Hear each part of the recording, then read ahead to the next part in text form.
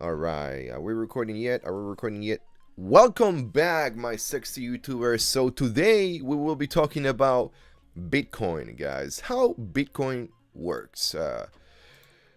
Some of you guys might be asking or might be saying to you, "Hey, we don't need to know why or how Bitcoin works because I'm not a kid or I am not a dumbass or I can read." Yes, guys, but there's still a lot of people out there that are unaware of what Bitcoin is and how Bitcoin works. So a lot of what makes Bitcoins, guys, new and interesting is that for the first time, it lets two people interchange or securely exchange value online.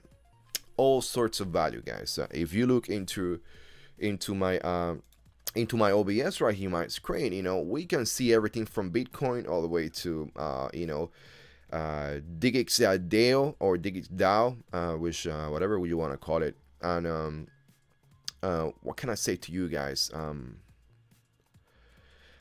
This securely exchange of values online without a bank, without government, without company or any other commercial authority between two people, okay, or two organization. Excuse me, I just got some pops. So here's a very high level example of how it works, okay? Very high level. Just if when you look at these numbers right here, they really uh, they really represent a monetary amount, okay? Either US, this one that we're looking at right now is US. If one of my UK friends are there, just do the conversion, super easy, okay? Uh, let's say, let me give you another example. Let's say that I want to send you one Bitcoin, okay? Myself, I own 600 Bitcoins right now. 600. I went from 555 to 575. As soon as the market dropped, was able to secure 20 before the drop, and then was able to go to 600. Okay. Like I say to you guys, I believe that 2018 is going to be a great year for Bitcoin, but because so many people are getting into Bitcoin, and then not everybody has a large amount, or not everybody joined Bitcoin back in 2009. It's gonna be challenging for people like me, okay, to continue making money in this very fast way, okay. So but no hating. If you got the money, you want to invest into Bitcoin, hey, go ahead. So to give you a good example of myself, back in 2009, I was able to secure 555 coins with a group of people that purchased, I don't know, I think they purchased 100,000 coins. So we got together, we put some money together, we were able to secure some Bitcoin, I think at $8, and now the change. So yeah, I'm sitting at 600 coins. Anyway, that's not the point. The point here is how Bitcoin works. So let me continue with this. I'm reading out of my screen, little thing that I put together with a friend of mine. Uh, and it's kind of difficult. This is the first time I do these kind of tutorials about Bitcoin. Most of the times I just rant on Facebook and I tell people, hey, you should buy Ripple. When Ripple was 21 cents, I told people buy Ripple, and people never listened to me. Okay, and I was like, okay, perfect. I think two guys listened to me. There's one guy that works with me who invested almost $6,000, and then he is sitting, I think, at $300,000 right now. After the market went up and down, and then people. Something else I want to put to you guys is people always ask me through social media, should I sell? Should I buy? And guys, I've been sitting on Bitcoin for many years, 8 years, 9 years already. Don't sell. There's no worry that you don't need to be worried right now, okay? As long as you're using, and this video is not sponsored by Bitstamp, which I think is the best thing since sliced bread. I think your money is very secure. So let's continue with this, guys. So let's say two people securely wants to exchange money, okay? I'm gonna give you an example again, how this works. Let's say that I want to send you one Bitcoin, okay? This wallet includes my own Bitcoin address, which is a compressed version of something known in cryptography, okay, or ComSec as a public key, okay. We're talking about how the internet pretty much works. This is an IT term, okay, the cryptography, okay. So, which is compressed, okay. My Bitcoin address is compressed of my public key, and it also contains data needed to sign a transaction, okay, known as my private key, okay. The private key data must be kept hidden because anyone who gets my private key can access and spend my Bitcoin, okay. That's why I'm gonna do this video, because many people continue asking me, hey Ricky, but I mean, how this Bitcoin thing is secure? And I keep telling them, it is not secure. We are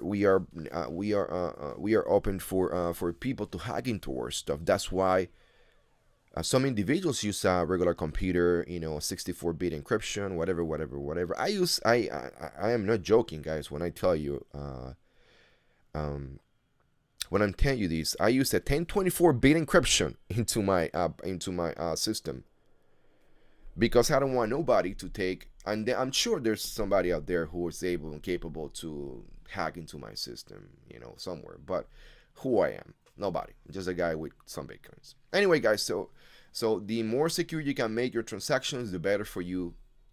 Bitstamp, believe me. Okay. So I tap send coins. Okay.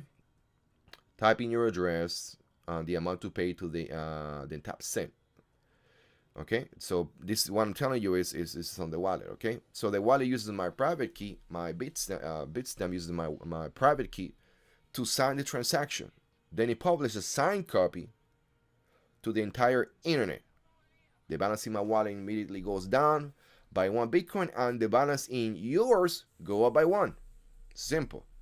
Then this is when we see things like this. Okay, because this is people are just people. And then this is when you see something like this. Okay, so these right here are very, very, very specific, shift in money. And you see how shift goes down, shift goes up, and then you can see how everything goes, different movements right here. And you can see this green line, this green line from here to here. This is a projected number in the future, and as you can see, continue and will continue to go up. This is the baseline. The blue line is the baseline. Anyway, guys, so every time we make a transaction, you can see that. Make sure I can get this up real quick. Where are you? Let me help you out. Perfect. Oh, perfect, rather. So everything that you see right here are nothing but transactions, having effect, which transactions helps Bitcoin goes up. Do you know? So let me tell you, every time you purchase a Bitcoin with your own money, the line start going up. Boom, boom, boom, boom, boom. Every time you make a transaction between Bitcoin, the line goes steady. Every time you sell a Bitcoin for cash, and you tell your digital wallet that you want to get the money out, the line will go down. Simple as that. Okay, simple. So let me see. Okay, out in the Bitcoin network, our transaction, the transaction I was talking to, okay, gets bundled into a block with other transactions. Okay, this block is tied shut with a cryptographic puzzle, or with a communication security algorithm puzzle, which is specialized computers called miners complete to solve. Okay, so these banks pays hundreds of thousands of dollars. I'm not joking. This bank pays hundreds of thousands of dollars, sometimes millions of dollars, to have these data centers. And these data centers pretty much works on our transactions. Every time I send a transaction, I encrypt everything with my private key, my public keys, and so it gets sent to the next person. the next person can then withdraw that money, but then the whole transaction is compressed into a very secure file that is sent from point A to point B, okay? And then it's sent in a block, okay? An encapsulated block. So when it sends the transaction out, the Bitstamp or whatever wallet you use will pay the data center an X amount of dollars for a transaction to be processed. Okay, let's say they're gonna pay for every transaction process $1. Okay, which you know that most of your digital wallet will charge you 0.025% of your transaction plus a fee to execute the transaction. Yeah, and that's steady for the data centers, like big ones, like data centers in Google, these places where they have cloud centers, or they can let miners conduct the transaction through your video card. People buy these video cards and they think they're saving the world by making so much money. In reality, you're making nothing, okay? Because out of that 0.025% that that the digital wallet will make or will pay these data centers, you get paid 300% less than that. That's why people barely can keep up with the cost of energy here in the United States. So mining is not something that I recommend unless